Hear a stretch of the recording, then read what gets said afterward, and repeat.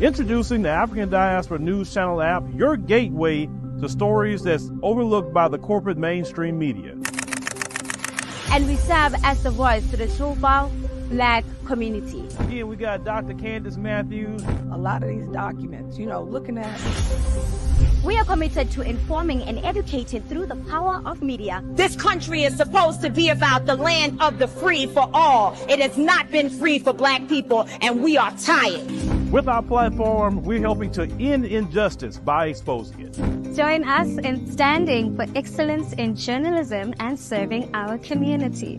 Download the African Diaspora News app today. Julius Malema tells the youth of Zimbabwe to rise up against tyranny.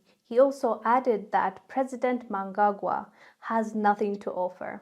Watch this clip, we'll come back and discuss. Youth of Zimbabwe must stand up. There is no Malema who's going to come from here and go and liberate Harare. Harare has to stand up for Malema to go there and say, I'm now putting my body on the picket lines in support of the people of Zimbabwe.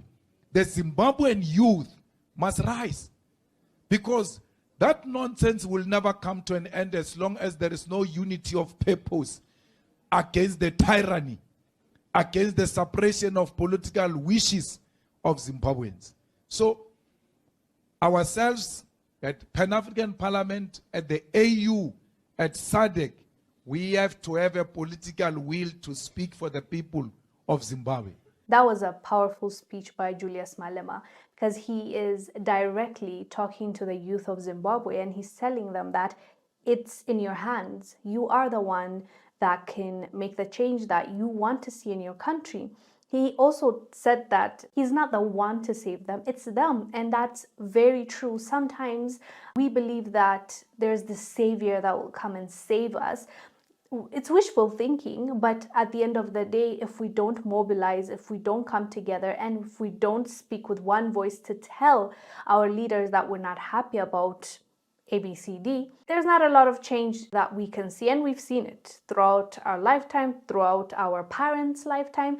It's just something that they don't respect. When you're quiet, when you're not saying anything, or even when you're going out there to elect, they really don't care unless and otherwise they don't see us being serious about certain things. They don't respect us, unfortunately. And it's not a few leaders that we're talking about. There's a lot of them. And so he's right. They should not be sitting down waiting for a savior. They should be their own savior. They should go and vote and do what needs to be done. And he also addressed the diaspora, the people that are living in South Africa. He said, leave, go. EFF will pay for your bus, organize a bus. You go and do what you need to do, because President Mnangagwa is not going to offer you that help, which is bold of him to say, because he's talking about the president, but also it's expected from Julius Malema. He will say what is on his mind and nothing less, nothing more. So yeah, that is what he told them, and it's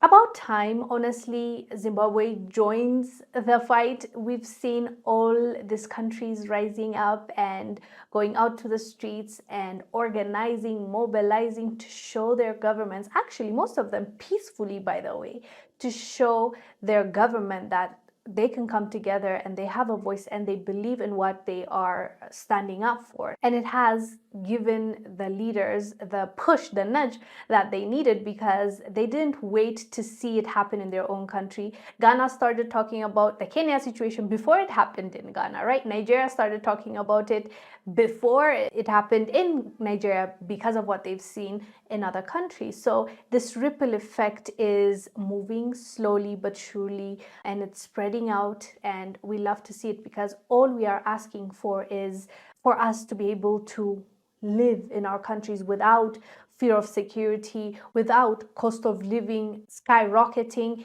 every other month, without worrying about corruption, because most of our issues is linked and connected with corruption and with neocolonization. And most of our problems are also connected with our leaders working with these countries or these nations that don't have the best intention for us. All they want to do is steal, loot, take from us and have their way. So if it's connected and all of us are going through this, but maybe in different levels, why not come together and call it out and show the world and our leaders that we can make the change happen?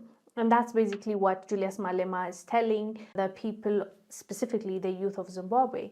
You have the power and you change it. Don't just sit and wait for a savior. Anyways, fam, let us know down below what your thoughts are about what Julius Malema said to the youth of Zimbabwe. I am Wongel Zelalem. I'll see you on the next one.